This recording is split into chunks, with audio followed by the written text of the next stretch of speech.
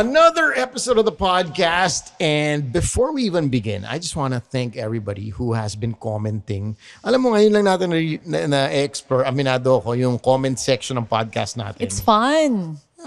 Okay siya. It's fun kasi mas dito na sila nagko-comment ng mas mahaba. Correct. May nagko-comment pa rin naman, of course, sa Instagram and Facebook. Pero, syempre, dito kayo magpunta. Pwede ba dito kayo mag-comment? Kasi nandito sa Spotify namin mismo yung mga binabasa natin. And also, we know which episode you're commenting about. Yes, Kasi sometimes yes. we do get comments on our personal accounts. Yes, na hindi na natin alam. But we appreciate it. I mean, Of I course. read all the comments and everything. But if it's a comment on the exact podcast that we discussed, the topic we discussed, please alam natin ano yung pinag-uusapan. Like si Rai, on my Instagram, always says, lagi nakikinig. Thank you, Rai. We have fans all over the world. Australia, Dubai, Indonesia.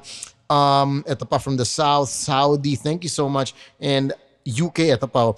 And they appreciate na para tayong a slice closer to home. Oh, ang sarap marinig nun. Pero sige, let's get some of the comments of this episode na the toxic workmate, to be specific. Nain ko na. Nabanggit mo, Australia, Jello Arayata. And then si Tin, sabi niya, Grand Eyeball ba? Because we're talking about ng Grand Eyeball nating lahat. Kung 6 saan, months in the planning. Wala pa rin baka date. umabot ng 1 year. Kung saan, gusto namin nandun kayo, magla-live recording kami ni Papi. And then, sabay-sabay tayong, pwede ba, magkape o mag-inuman? Kayo mag-suggest, you I want think coffee coffee would be date good. with us or beer date Kasi with us? Coffee! Wow! Ang tanda ng coffee! Yung feelings ko kasi lumalabas pag may alak eh. Ay, mas gusto namin yun. Baka yung Oo, truth actually, lumabas. alam mo gusto kong gawin yun na panood ko sa TikTok kasi may trending video ngayon. Ito ba, Yung nagme-makeup, tas umiinom sila ng gin, yung yung ganyang Gin kalaki. something, Yung gin, tas lalagyan nila ng iced tea or juice drink. While doing their makeup. Sabi ko, parang maganda gawin to with Sama. Pero magkanta tayo ng sponsor ng alak.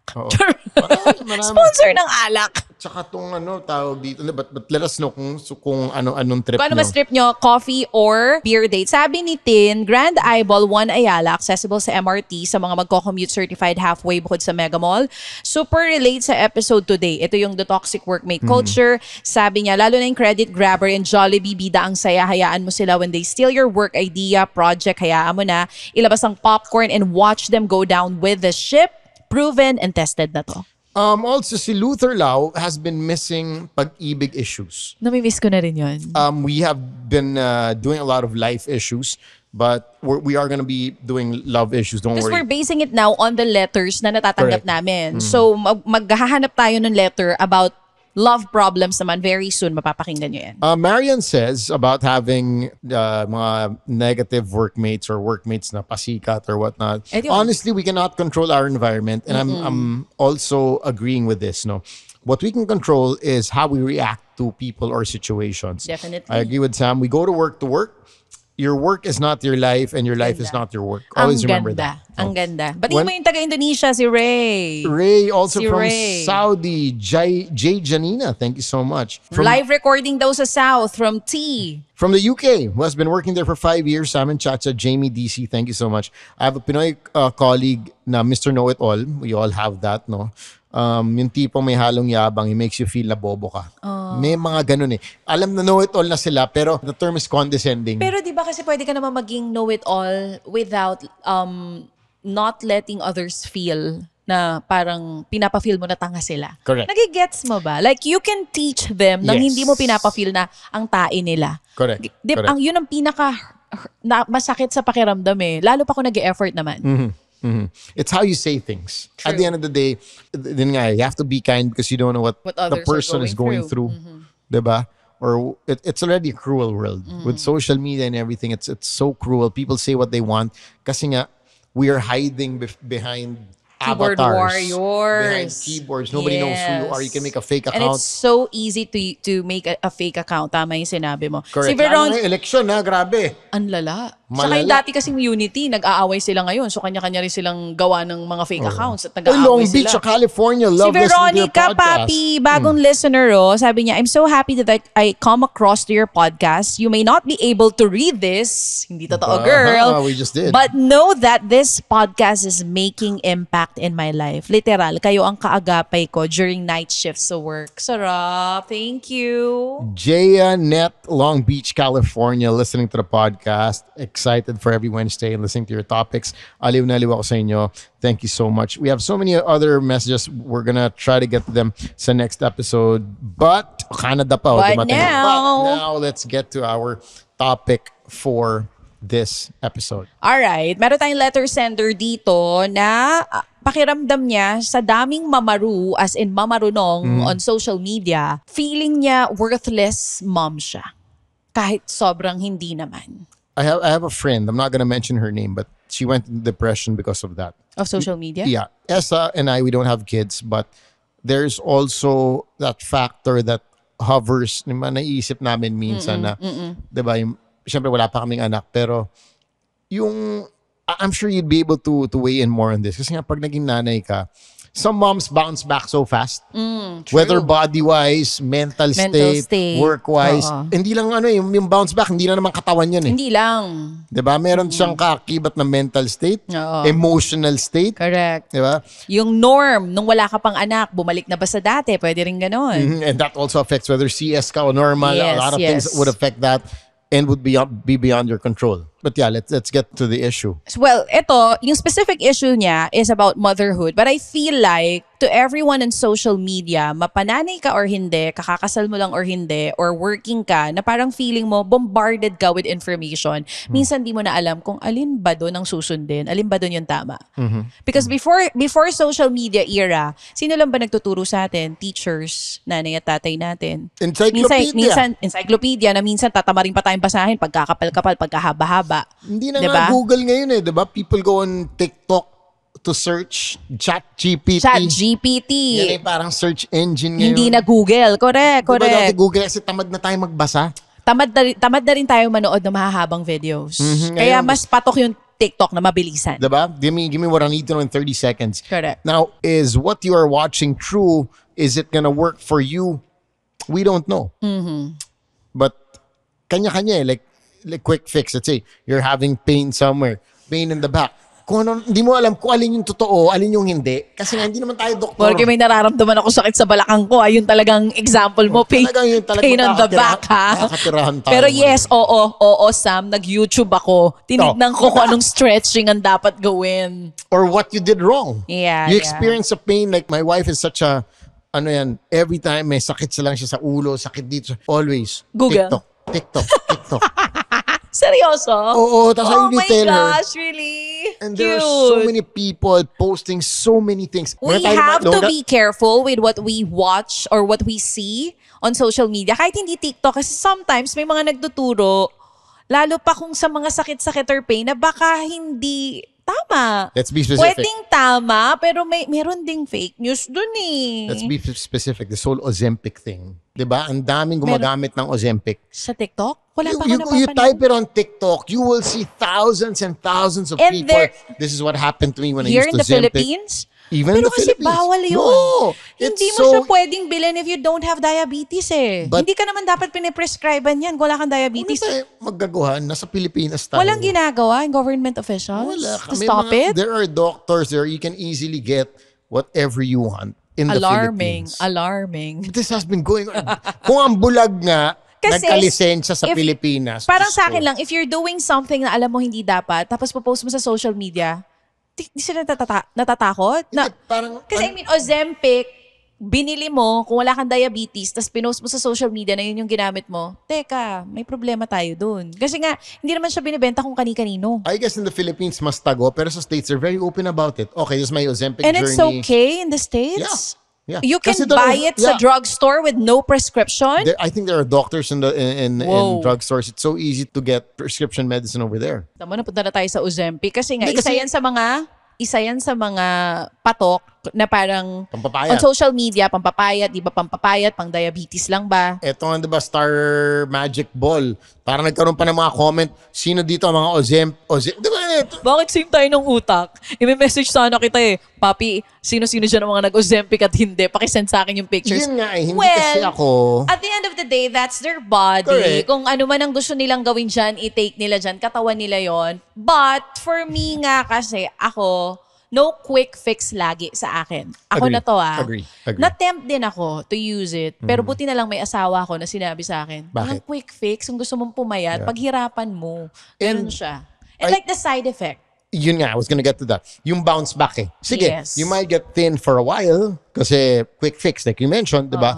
It's like parang gulong na flat. Di ba? Lalagyan mo sa salpakan mo lang ng pang-remedyo. Oo. Pero mapa-flat ulit. No, flat din ulit yan, no? But like with you, you're into sports, you run, you cycle. Even, and this is what I noticed, no? If you do that, you put in the time, you put in the work, you put in the effort, kahit na you slack off for like 3 weeks, 4 weeks, your body will not go back right away to that. Kasi yung muscles na na-build mo, nag-act pa rin siya for you. Correct. Kumbaga kahit bakasyon ka, may pondo ka. Oo. Naka-prepaid ka. Agree. Not like, let's say, a quick fix. Before, liposuction is just a big thing. Remember? Before the whole Belo explosion, bakit ba talaga sumikat si Belo? Because of lipo. Diba? Aminin natin, guys and girls, that was the quick fix before.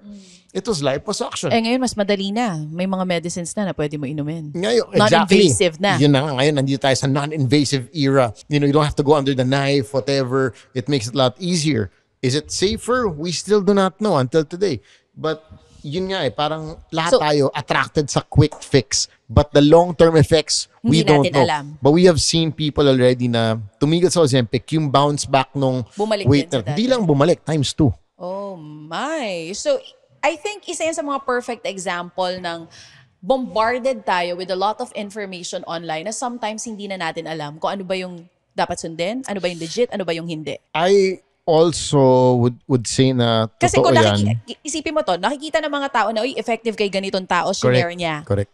So parang ikaw, maingganyo ka minsan kahit hindi mo sure kung okay ba talaga. Tsaka sa dinami naming diet, di ba nauso yung South Beach diet, no carb diet, intermittent fasting, May high protein diet pa ngayon. di ba ngayon counter macros, I know, right? Microsoft. Dati naman, kakain lang tayo pag kung ano nandyan, yan na Correct. yun. I like what you said na it works for some people doesn't mean it's gonna work for you. True. Pero since yung barkada mo gumana sa kanya and marketing would still the word of mouth from your friend would always still be the best marketing tool. Kasi pag sinabi ko sa'yo, try mo to, okay to. Oo. Over, looking at some influencer, pag sinabi sa'yo, diretso ng kaibigan mo, Mas maniniwala ka. game. Agree. Diba? I like what you were saying. It gets so confusing. Yes. Kasi, And sometimes, parang hindi mo na Tiring. ma-filter out yung unsolicited advice and it gets so online. tiring. And it gets so tiring. It is tiring. And speaking of tiring, saktong-sakto yan kasi tired na at pressured na si letter sender. So yung name niya is Mika. Sabi niya dito, hello Chacha and Sam. May letter sender tayo by the way guys. Naiiyak na lang ako minsan sa sobrang pagod at pressure bilang isang working mother. Alam niyo ba yung pakiramdam na kahit anong gawin niyo, parang may mali pa rin. Parang ang hirap maging nanay ngayon sa era ng social media. Dati, nung panahon ng nanay ko, simple lang naman. Kapag may problema sa pagpapalaki ng bata, tatawag lang siya para humingi ng payo sa lola ko. Minsan nga, kahit yung kapitbahay na may 7 ring anak, okay na yung tips Kumbaga, ang napaghihingian lang ng advice ng mga nanay natin are nanay din nila or yung mga kapitbahay na may anak din. May Yun yung chismisan, sinasabi niya. chismisan. Correct. Pero ngayon, nako, Chacha and Sam, parang lahat ng tao sa Facebook, Instagram at TikTok may ambag sa pagpapalaki ng anak ko. Hindi ko na alam kung sinong susundin. Ang daming mamarunong sa internet. Tipong post mo lang na nag-screen time si baby habang kumakain, laban na laban sasabihin ng iba bad mom, walang disiplina, screen time is evil. Aba, paano naman kaming mga nanay na walang yaya at ni minsan kailangan lang ng 5 minutes para lang makahinga at makainom ng kape. Tapos enough. may iba pang experts na nagsasabi na ang bata daw dapat 8:00 ng gabi tulog na. Paano kung midnight na? Super energetic pa rin ang anak ko, parang nakatatlong kape. Ano ba tatingin ka sa akin? Anong gusto nilang gawin ko? I-power off ko yung anak ko? Tapos may food issues pa, Chacha and Sama. Dati si mama, okay na kapag ulam namin ginisang gulay at itlog. Ngayon, bawal yan. Dapat organic, walang preservatives, vegan. Bata pa lang, vegan na. Ang mahal kaya. Nakakalculate ba nila ang presyo ng broccoli na fresh at farm to table? Tama, broccoli na. Broccoli? Nawala na yung isang broccoli. Correct! Sabi niya, ang masakit pa dito, kapag hindi mo sinunod yung mga mamaru online, parang sinampal ng komento sa social media na hindi mo naman mahal yung anak mo. Eh di wow, parang sila lang ang nagluwal sa anak ko. Nakakapagod na. Minsan naiisip ko, mag-deactivate na lang ng social media para tahimik yung mundo ko. Pero paano naman yung mga memes at videos na nagpapasaya sa akin? Chacha and Sam, paano ba i-handle yung ganitong pressure? Paano ba wag magpa-apekto sa mga mamaru na akala mo sila lang ang may PhD sa parenting? Ang hirap na nga ng buhay, nag-uunahan pang husgahan yung pagiging nanay mo. Kaya ito na lang gusto kong sabihin, mga mamaru, chill lang. Hindi porket hindi ko sinunod ang parenting tips nyo, mali na agad. Iba-iba tayo ng sitwasyon at anak, hindi pwedeng iisa ang parenting style at formula at effective yan para sa lahat. Minsan gusto ko nga sabihin sa kanila, guys, chill. Anak ko to. Hindi naman ako influencer, so wag nyo akong i-judge. Yun ang sinasabi niya. Tulungan nyo naman ako, please. Minsan parang gusto ko na lang magtago sa banyo para magpahinga kahit 5 minutes lang. Si Mika. Before we answer that, I remember kasi there's like, we're talking about comments, people who have a lot to say, have something to comment on this and that. One of the comments that we often get, at least before kami ni Esa, was, wala pa kayong anak. Kailan kayo mag-aanak? Kailan kami mag-aanak. Tapos when we got chilly, meron akong isang ngayon ko sabihin na pikon talaga ako sa isang comment. Na-screening cap ko pa. Sabi niya, wow, may dog kayo, wala pa kayong anak. Baka mauna pa magkaanak dog nyo kayo sa inyo. Kasi that one you shared to me off cam. Okay, share ko sa'yo offline. Pero this to. is the first time na shinare mo Share to ko sa online. podcast listeners natin. And napikon ako nun. This was, I think, a year and a half ago. Yeah. Kasi for me, parang, okay, bakit kayo nagpe-pressure sa amin? Ba't kayo may say? Na kami magkaanak. Kayo ba magpapalaki ng bata? Kayo ba magbabayad magpapatuition yan? Kayo ba masistress sa puyat sa pag-aalaga? Correct. And like say for my wife Reza, katawan nyo ba yung magdadala ng baby? I know it's some people mean it in a nice way na parang, ba't wala pa kayong anak? But yung mga comment na mag-a-add ka pa ng isang linya na mag-una pa yung aso niya magkaanak kayo sa inyo. Grabe. Parang Pero hindi yan fake account when you check. It's not a fake account. My gosh. And Pati nyo sarilinin yung mga ganyang comments. I was on the verge, na-screen cap ko na. Post ko na dapat to na parang, kung sino, I don't even know you. I don't know you. Sometimes when we're hurt, we want to get back. And you feel like pag pinost ko to, patay to sa followers ko. Correct. Pero minsan kasi 90% of the time, pag pikon ako, may off mode. Magde-deactivate ako. Bukas, doon ako doon ako maglalabas. Or doon kayo judge kung post ko pa ba to? Okay. Kumbaga, may time ka muna to pause na medyo mahaba-haba. And then kinabukasan, doon ka magde-decide if dapat gawin pa. Kung hindi pa rin ako nakatulog dahil sa comment na yun, malamang inaway ko. Bongga yung anger management mo. Oo. In fairness. Pero sa akin, malayo ka sa road rage. Ay! Oo, malayo. Malayo tayo sa road rage. So, the next day, I just realized na what benefit would it do to me if tinira ko siya online. Kung papatulan mo. Pero I realized now, why I wanted to get back at her, at that comment, was not to get to her. It was supposed to be a post, pinost ko sana, as not really a lesson, as a notice to everyone na, guys, this is not right. okay. Yeah. This is not okay. Sana. It's not to... Kahit tinakpan mo yung pangalan. Yun, exactly. Hindi to pinpoint this particular person na siya yung nagsabi nun. It's the whole idea that's wrong na, alam mo yun, It's not okay for couples na tanungin nyo kung kailan. I mean, it's okay, pero... ako parang for me, lalo kung di mo close. Yun, exactly. I don't think it's okay. It's not okay. Yung iba nga minsan hindi alam na hindi tama na i-comment yung, huy, tumaba ka. Or, di ba, you don't know, may pinagdadaanan yung tao. Exactly. Or let's say, may medical condition. Sometimes may mga couple na what if ang tagal na nagtatry, tapos bibigyan mo ng comment ng ganon. That's why no April Fools Hindi masasaktan, di ba? Mabasa mo April Fools din, dami nagparang notice the day before na be careful with your jokes about pregnancy, true. about this, about that, kasi you never know what some people are going through. Amen. So let's go back to Mika's situation. You're a mom. I guess you'd be able to weigh in from a mom's perspective dito sa mga pag-comment ng ganito. Have you ever received negative comments about your parenting or? Meron for sure kasi I post my kids online. Correct. Merong mga ganon pero hindi na kasi ako masyado. Tsaka minsan binubuli mo si ano eh. Sino? Si Lexi? Si Lexi, di ba? Na yung mga Grabe yung binubuli, baka maniwala sila. Hindi, ay, basa ko sa yung comments eh. Di ba? Yun yung ginagamit na term. Ito yung joke bully na parang, alam ko kasing mas love niya talaga yung daddy niya. Correct, Daddy's girl. Well, lahat sila. Even the youngest one. Daddy's Akala ko pag girl. boy na, mommy's boy na, hindi. Daddy's Si Mike boy. pa rin. Sa edad na to na 10 months, si Mike yung, pag nagsalita si Mike ng love, yun talagang yung mukha ng bata nagla-light up agad at that age. Anyway, yes, may natatanggap ako mga social media comments na hindi maganda about how I raise my kids. Kaya pa na umiyak minsan si ano, Lexi, di ba? And I think I've gone to some Meron ako mga some of your nakikita doon na comments. hindi dapat ganyan. Na Nabasa bakit ko mo yun sa- inaalaw. Right. Meron akong kinomentan one time na parang that's what you see on social media pero that's not what kung paano namin Happens. siya palakihin. What 100% of the time ay ganyan. Hindi nyo nakikita kung paano ko pagalitan si Lexi. Hindi nila nakikita kung paano ko pagalitan yung mga anak ko. Because I don't post everything that happens to us online. So, ngayon, na-realize ko na, when you post your kids online, dapat ready tayo. Whether mapa-influencer ka or hindi, number one, dapat ready talaga tayo na may mga tao na hindi alam kung paano itikom ang bibig nila, may sasabihin talagang hindi maganda. Kasi pinost mo When eh. did Kumbaga you open na siya decide- for public. But it's not, I mean, for me, di ba dapat lahat ng tao aware naman na anak niya yan, dapat hayaan natin siya kung paano niya palakihin yan. Pero I guess not all people are like that. This is quite interesting for me, no?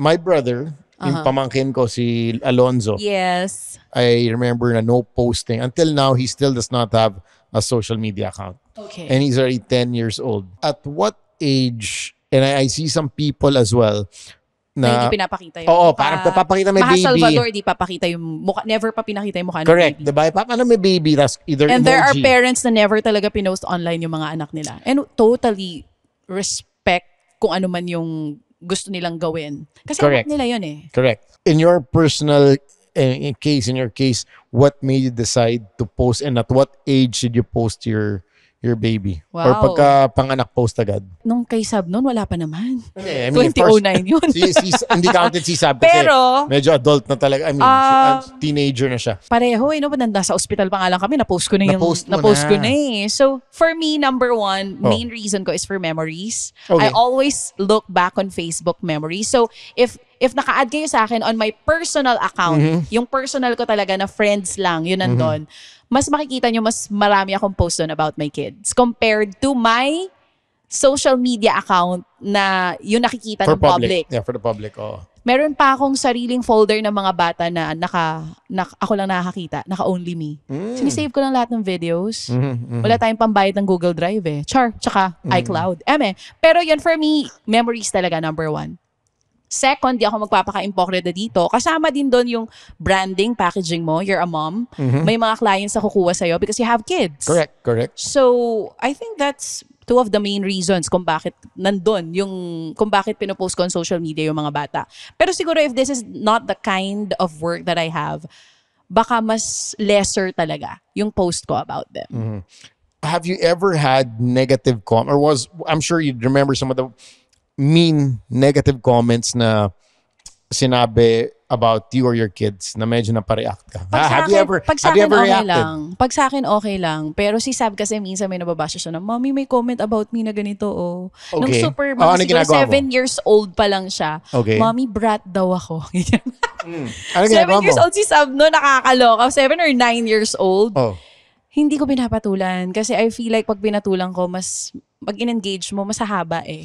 Parang tinanggap ko na... Mahaba pasensya mo kung ganun. Tinanggap ko na kasi na dahil pinili kong i-post yung mga bata, Correct. may positive, meron ding negative comments. But I'm just happy na syempre, yung nakikita ko sa ngayon, most are positive. Siguro may isa or dalawa lang. Pero ganun naman eh. Like Ganyan. even if you have like 100 positive comments, pag Ang may lagi mo isang mapapansin, negative you dyan, always say that. boom, Agree. papansinin mo yan eh. Agree.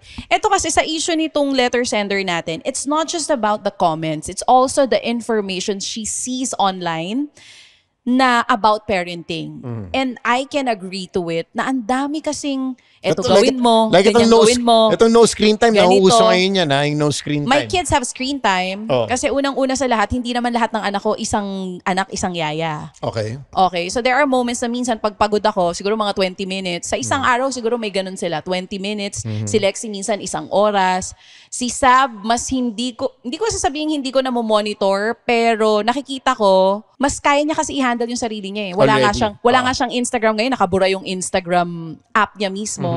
Kasi mas gusto niya mag-focus sa aral-aral muna. So, for me para dito sa nanay na to, and if you're a mom or kahit hindi mom siguro, and if you're someone na parang feeling mo bombarded ka with information online, na sometimes you question yourself, am I doing it right?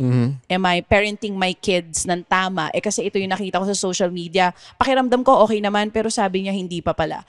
If it's working for your kids yung ginagawa mo na ngayon, then just continue doing it. Minsan kasi ngayon, How do you switch off what you read? How do you do you just not go on social media? What I do is, I go on social media, finifilter ko kung ano lang dapat yung magsistay sa utak ko.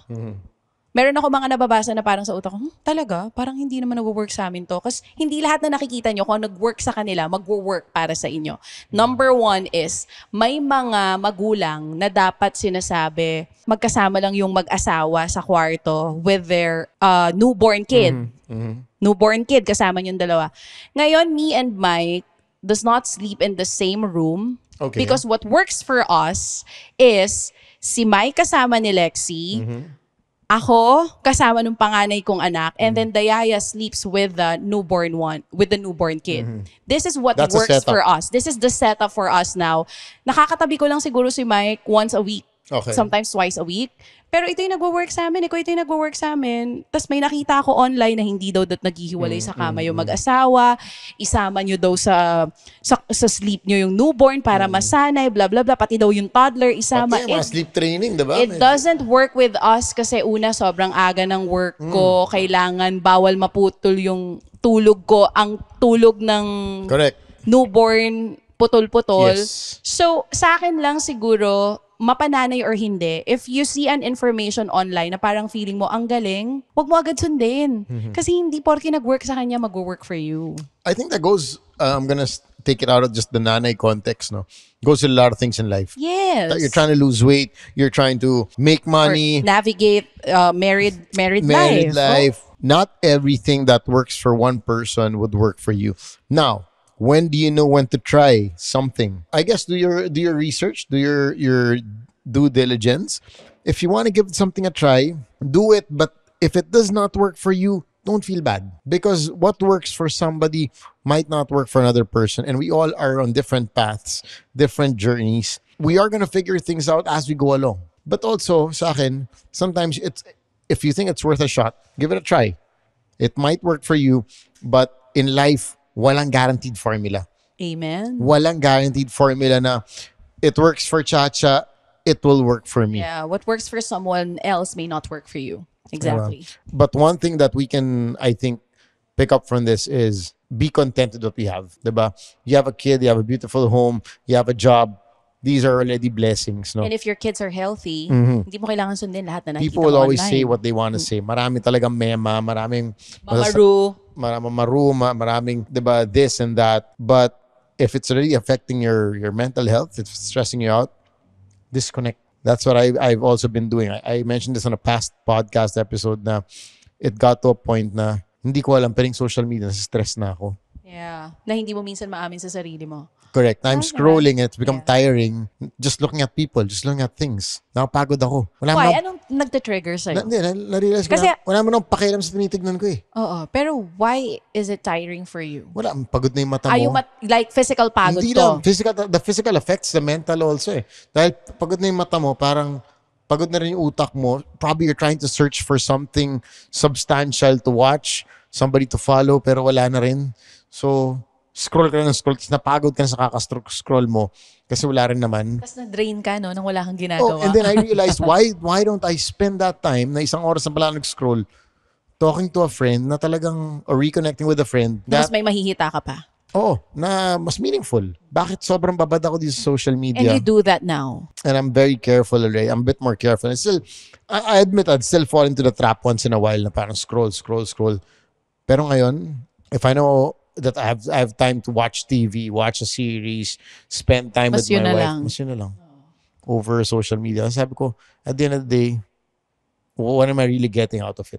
Oo, sa dulo nga sabi, people don't care about your post. Diba? Exactly. No. Na pinag-iisipan mo I No. think we have tackled this before. Nobody Pinag-iisipan mo cares. maigi, ano ipopost mo, anong caption yan. Tapos sa dulo, do they really care? Ilang likes, ilang views. Yeah. Maybe, for like a few hours. Oy, ang dami views. Trust me, by tomorrow, there's gonna be another post. You're probably gonna be posting another thing. And for me, at the end of the day, it's okay to be more yung likable ka in person. Kesa ang daming like ng post mo, pero hindi ka naman talaga gusto ng lahat na nakakahalubilo mo. So, diba, baka ganun naman tong si pressured and tired mother. Though nakakapagod naman talaga maging working mom. But sometimes Pagod kasi, ka na, wag mo na dagdagan. Wag mo Oo, dagdagan ng yun na pagod yun. mo. Oo. Give yourself some grace. You're doing a Yes. great job. Feeling ko, kulang tayo sa ganun eh. Like, kulang tayo na itap yung sarili Alam natin mo at the bakit? back and say, Kasi puro tayo compare. exactly. Puro tayo gising. Compare.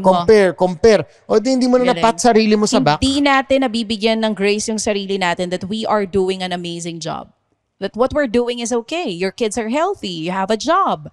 Meron kang bahay, meron kang asawa na okay. Di ba? Maayos naman yung trabaho mo. Nakakakain kayo ng 3 beses sa isang araw. If kung ano man yung style and parenting formula nyo ngayon nagwo-work para sa inyo, then why change it? Do Diba? what works for you. Do what works for you.